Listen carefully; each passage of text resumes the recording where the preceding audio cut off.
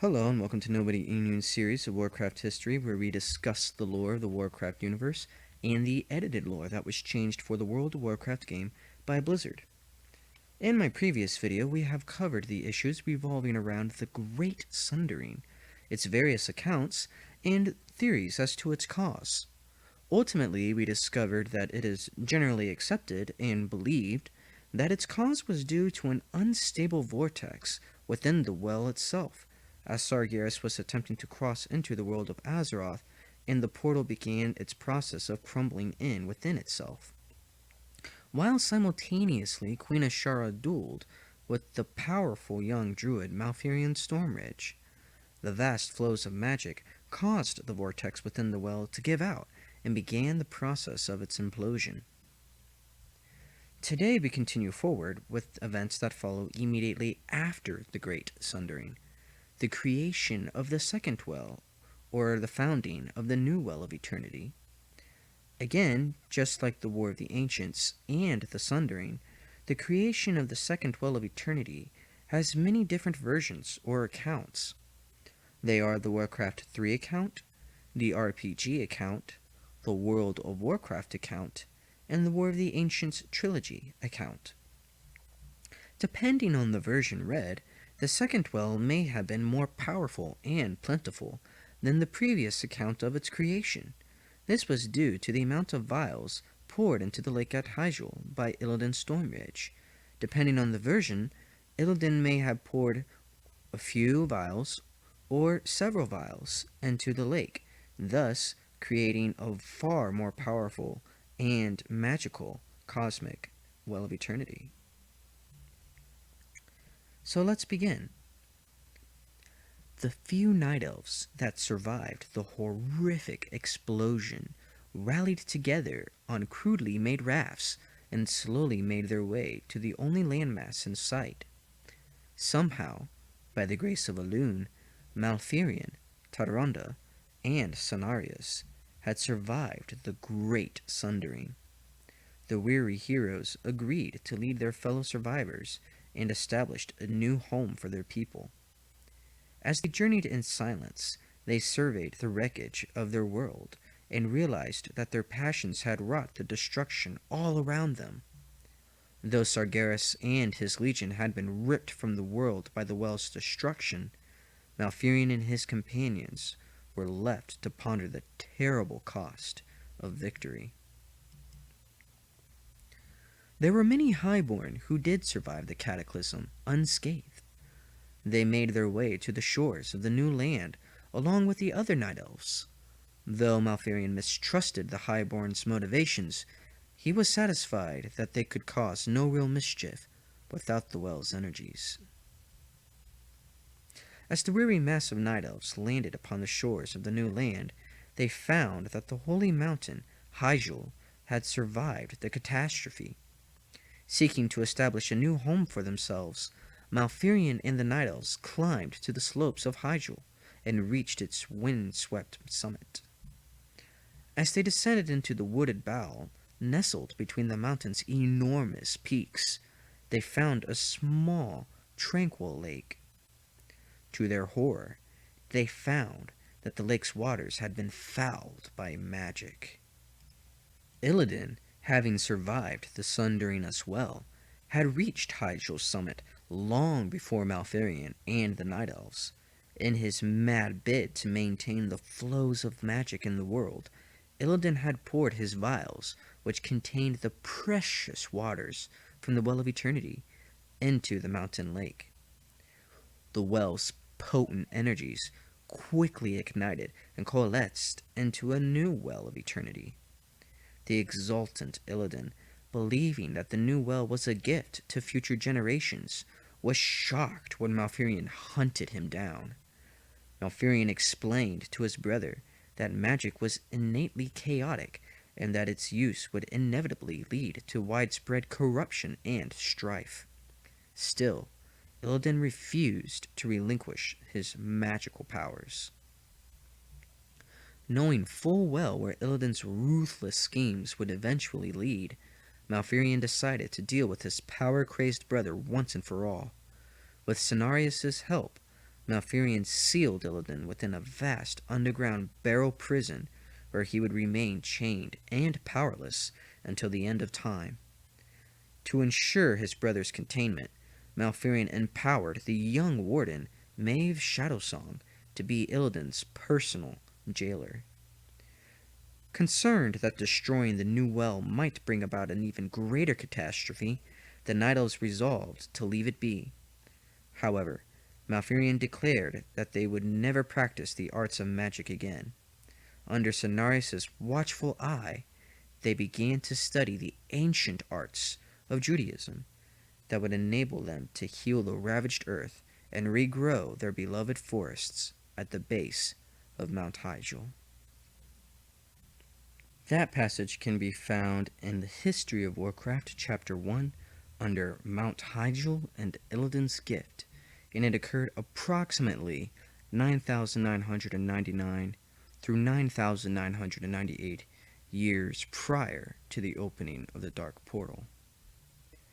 This next passage can be found in the Warcraft RPG, page 22, under The Sundering of the World. The Night Elves climbed the slopes of Hyjal to the wooded bowl nestled between the mountain's enormous peaks. A small, tranquil lake awaited them, but to their horror, the lake's waters were fouled by magic.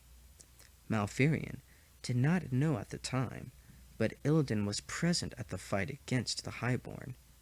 He hid in the shadows, taking advantage of the confusion of battle to fill 7 vials with the well's shimmering waters. Having survived the sundering, Illidan fled to Mount Hyjal and poured one of the vial's contents into the mountain lake. The well's potent energies quickly ignited and coalesced into a new well of eternity. Illidan intended it as a gift to future generations, but Malfurion was outraged. Arcane power was innately chaotic, and use of the well's energies would lead to a repeat of the horrors just endured by the Night Elves. Illidan denied his brother's accusations and refused to relinquish his magical powers. With Cenarius' help, Malfurion sealed his own brother within a vast underground chamber. The well was not so easily handled. Fearing that its destruction would unleash another catastrophe, the Night Elves looked for a way to protect it. This final passage can be found within the Warcraft 3 manual under Night Elves, the Sentinels, Night Elf History, Mount Hyjal, and Illidan's Gift. As the aftershocks from the well's implosion rattled the bones of the world, the seas rushed in to fill the gaping wound left in the earth. Nearly 80% of Kalimdor's landmass had been blasted apart, leaving only a handful of separate continents surrounding the new, raging sea. At the center of the new sea, where the Well of Eternity once stood, was a tumultuous storm of tidal fury and chaotic energies. This terrible scar, known as the Maelstrom, would never cease its furious spinning. It would remain a constant reminder of the terrible catastrophe and the utopian era that had been lost forever. The few Night Elves that survived the horrific explosion rallied together on crudely made rafts and slowly made their way to the only landmass in sight. Somehow, by the grace of Elune, Furion, Tyrande, and Cenarius had survived the Great Sundering. The weary heroes agreed to lead their fellow survivors and establish a new home for their people. As they journeyed in silence, they surveyed the wreckage of their world and realized that their passions had wrought the destruction all around them. Though Sargeras and his legion had been ripped from the world by the well's destruction, Furion and his companions were left to ponder the terrible cost of victory. It was clear that Ashara and her elite highborn followers had been smashed to the bottom of the raging sea. Still, there were many highborn amongst the survivors who made their way to the shores of the new land. Though Firion mistrusted the Highborn's motivations, he was satisfied that they could cause no real mischief without the well's energies. As the weary mass of night elves landed upon the shores of the new land, they found that the holy mountain, Hyjal, had survived the catastrophe. Seeking to establish a new home for themselves, Firion and the night elves climbed the slopes of Hyjal and reached its wind-swept summit. As they descended into the wooded bow nestled between the mountain's enormous peaks, they found a small, tranquil lake. To their horror, they found the lake's waters had been fouled by magic. Illidan, having survived the sundering as well, had reached Hyjal's summit long before Firion and the Night Elves. In his mad bid to maintain the flows of magic in the world, Illidan had poured his vials, containing the precious waters from the Well of Eternity, into the mountain lake. The well's potent energies quickly ignited and coalesced into a new Well of Eternity. The exultant Illidan, believing that the new well was a gift to future generations, was shocked when Firion hunted him down. Firion explained to his brother that magic was innately chaotic and that its use would inevitably lead to widespread corruption and strife. Still, Illidan refused to relinquish his magical powers. Knowing full well where Illidan's treacherous schemes would eventually lead, Firion decided to deal with his power-crazed brother once and for all. With Cenarius' help, Firion sealed Illidan within a vast underground chamber to remain chained and powerless until the end of time. Concerned that destroying the new well might bring about an even greater catastrophe, the Night Elves resolved to leave it be. However, Firion declared that they would never practice the arts of magic again. Under Cenarius' watchful eye, they began to study the ancient arts of Judaism that would enable them to heal the ravaged earth and regrow their beloved forests at the base of Mount Hyjal. Interestingly enough, this chapter in the Warcraft universe is often overlooked by many and is primarily disregarded amongst fans, who seem to believe the event itself is really irrelevant, when in fact it happens to be one of the most, if not the most, important event in the entire history of the world of Azeroth, as it would ensue the continuation of the Burning Legion's interest in the world, and nearly all future events would be due to some relevance to the Second Well of Eternity. If not for Illidan's actions, then in truth it could be argued that the Legion would have lost any and all interest in the world, unless they wanted to re-enter it just for the sake of vengeance. Thus there would have been no invasion of the Horde, no First War, no Second War, no Scourge, no Lich King, or Third War. There would never have been a climatic battle at Mount Hyjal, and the entire history of Warcraft would have been either different or non-existent. Depending on the version read, the amount of vials Illidan poured into the lake varies, as well as his motivations behind his actions, and the details of his arrest. In the Warcraft 3 account, Illidan managed to pour an unknown amount of vials of the well's cosmic waters into the lake at Hyjal, before being confronted by his brother Malfurion. It simply states that he poured his vials, so it is believed he poured all of them into the lake. Illidan had desired to present the well as a gift for future generations, as it plainly states, as well as to satiate his own thirst for arcane magic. However, at some point, Illidan fled from his brother, whom hunted Illidan down throughout the Night Elf realm, with Cenarius' help, and imprisoned him far beneath the earth in the Barrow's deeps. The Night Elves, barely having survived the Great Sundering, feared the Second Well's destruction would bring more calamity and devastation to them if it was destroyed, and thus they opted to leave the well be. However, according to the RPG, Illidan managed to pour only one of his vials into the lake at Hyjal, before being immediately arrested by his brother. The two brothers argued over Illidan's actions, and Malfurion sealed him away with Cenarius' assistance under the earth.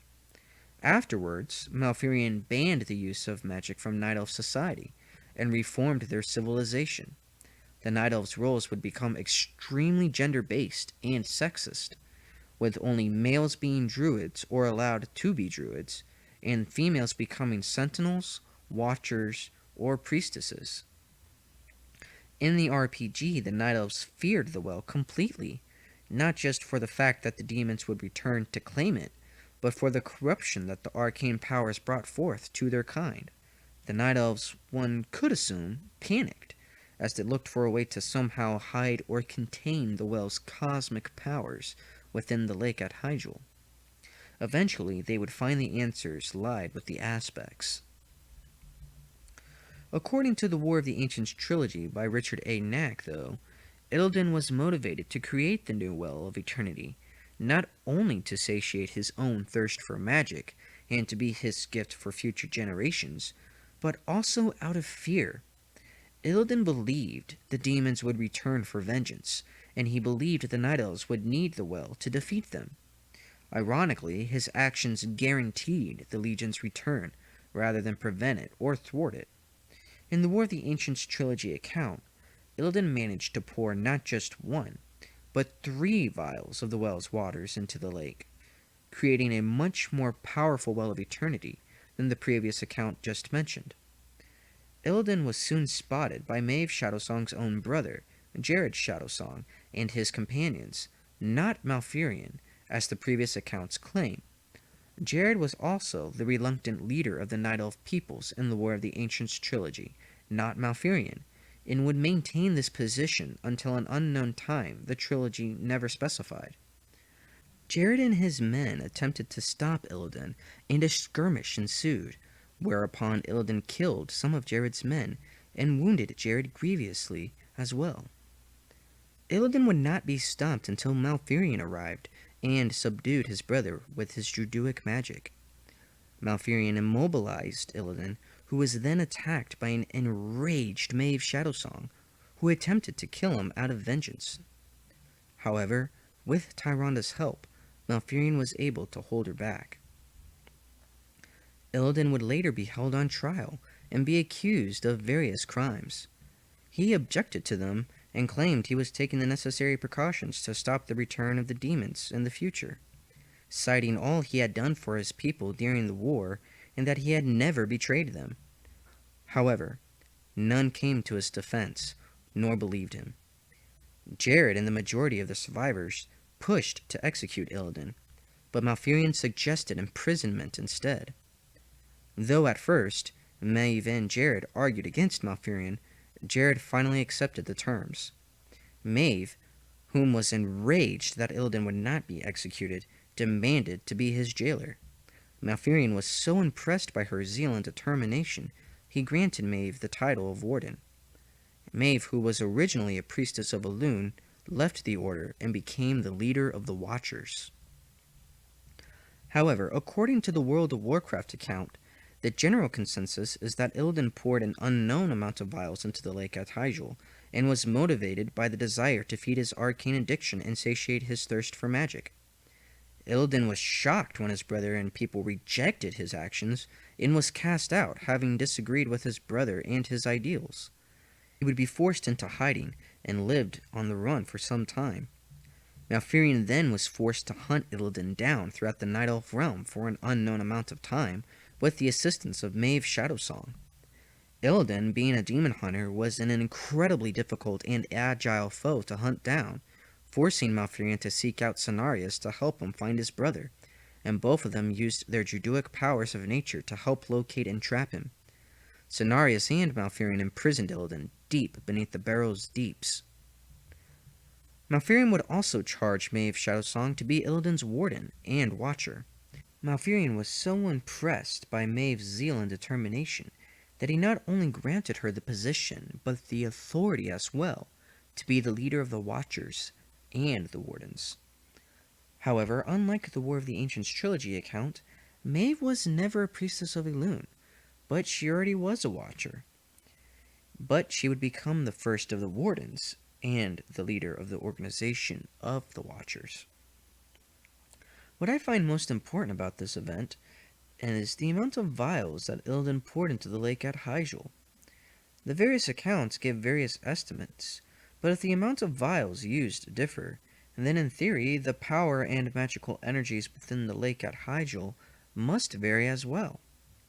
For instance, if Illidan poured only one vial into the lake at Hyjal in the RPG, then in theory that lake's magical flow and energy would be less and weaker than the lake in the War of the Ancients trilogy account, as Illidan poured 3 vials into it. I also find it interesting that the motivations behind Illidan's actions differ, showing us different sides of his character as well as his attributes. We are first shown an Illidan who is greedy, mischievous, somewhat uncaring of others, and power-hungry. However, we later on see Illidan as a more evil, villainous individual who is obsessed with gaining more power and feeding his own magical addiction. Whereas later on we see a more sympathetic person who was concerned for the well-being of his people, worried about the future, and terrified that the demons would return. Finally, though, all of these attributes and traits are given to Illidan in the finalization of the World of Warcraft continuation, giving his character a very mysterious, shadowy, and misunderstood personality and history. Ultimately, this event continues to be one of the most important chapters within the world. It guaranteed the Burning Legion's interest in the world of Azeroth, it created the Second Well of Eternity, and ensued the creation of Nordrassil. It caused the banishment of the Demon Hunters, as well as their practices. It helped motivate the Caldori to reform their society, and caused the Caldori to forsake their use of arcane magic and turn to the Druidic arts of the wilds. It also would be followed by the gender-based roles and sexist class structures for both males and females of the Caldori race, as well as lead up to the aspects blessing the Caldori people and the World Tree. These are just several examples that revolve around this event in this chapter of the Warcraft universe. The importance of this chapter and the events immediately surrounding it cannot be stressed enough, nor overestimated. This single act would have disastrous consequences in the entire world for thousands of years to come. And that's it for today. This concludes the creation of the Second Well of Eternity. Thank you for watching today's episode. If you want to see more episodes and comparisons, please subscribe to my channel and like this video. If you have any questions, comments, or concerns, please feel free to message me. Also, don't forget about our Facebook page that is up and running. The link to that is in the About box. Until next time, I will see you on the next episode.